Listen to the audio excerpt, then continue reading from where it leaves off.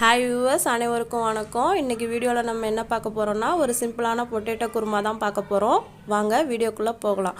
எங்கள் சேனலில் வர வீடியோஸ்லாம் உங்களுக்கு பிடிச்சிருந்தா லைக் பண்ணுங்கள், ஷேர் பண்ணுங்கள், சப்ஸ்கிரைப் பண்ணுங்கள். மறக்காமல் பெல் பட்டனை கிளிக் பண்ணுங்கள். அப்போ தான் நாங்கள் போடுற வீடியோஸ் உங்களுக்கு நோட்டிஃபிகேஷனாக வரும்.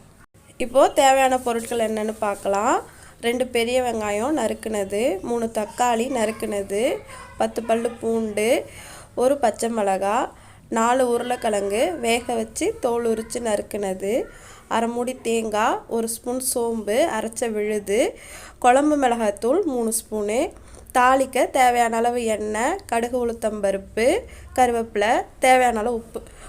வானொலி அடுப்பில் வச்சு எண்ணெய் ஊற்றியாச்சு. இப்போது கடுகு சேர்த்து தாளிச்சிடலாம்.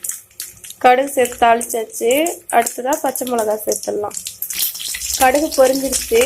இப்போது பச்சை மிளகாய் சேர்த்தாச்சு. அடுத்ததாக ஆனியன் சேர்த்து நல்லா வதக்கிக்கலாம். ஆனியன் கொஞ்சம் வதங்கினதும் அரை ஸ்பூன் மஞ்சத்தூள் சேர்த்துக்கலாம். மஞ்சத்தூள் சேர்த்து கலந்து விட்டாச்சு. அடுத்தது தக்காளி சேர்த்துக்கலாம். தக்காளி சேர்த்தாச்சு. தக்காளி நல்லா வதங்கிட்டோம். தக்காளி சேர்த்து கலந்து விட்டாச்சு. இப்போது பூண்டு சேர்த்துடலாம். வெங்காயம், தக்காளி, பூண்டு எல்லாம் நல்லா வதங்கட்டும். வதங்கினதும் குழம்புத்தூள், உப்பு சேர்க்கலாம். வெங்காயம் தக்காளி நல்லா வதங்கிடுச்சு. இப்போது குழம்புத்தூள் சேர்த்துடலாம். 3 ஸ்பூன் குழம்புத்தூள் சேர்த்துருக்கேன். அடுத்தது உப்பு சேர்த்துடலாம். இப்போ தேவையான அளவு உப்பு சேர்த்தாச்சு. நல்லா கலந்து விட்டுட்டு தேவையான அளவு தண்ணி ஊற்றி மூடி வச்சிடலாம். தேவையான அளவு தண்ணி சேர்த்தாச்சு. நல்லா கலந்து விட்டுட்டு கொதிக்கட்டும். கொதிச்சதும் உருளைக்கிழங்கு சேர்த்து மூடி வச்சிடலாம். இப்போ குழம்பு நல்லா கொதிச்சிருச்சு. உருளைக்கிழங்கு சேர்த்து கலந்து விட்டு மூடி வச்சிடலாம். உருளைக்கிழங்கு சேர்த்தாச்சு. நல்லா கலந்து விட்டுட்டு மூடி போட்டு மூடி வச்சிடலாம். மூடி போட்டு 10 நிமிஷம் ஆகுது.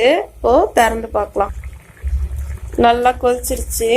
இப்போது அரைச்ச தேங்காய் விழுதை சேர்த்து கலந்து விட்டு சிம்மில் வச்சிடலாம். தேங்காய் விழுது சேர்த்தாச்சு. இப்போது நல்லா கலந்து விட்டுடலாம். இப்போது தேங்காய் விழுது சேர்த்து நல்லா கலந்து விட்டாச்சு. இப்போது குழம்பு நல்லா கொதிச்சிருச்சு. இப்போது கருவேப்பிலை சேர்த்துடலாம். கருவேப்பிலை சேர்த்து கலந்து விட்டாச்சு. இப்போது சிம்மில் வச்சிடலாம். இந்த குருமா ரொம்ப ஈஸியாக செஞ்சிடலாம். ரொம்ப டேஸ்ட்டாக இருக்கும்.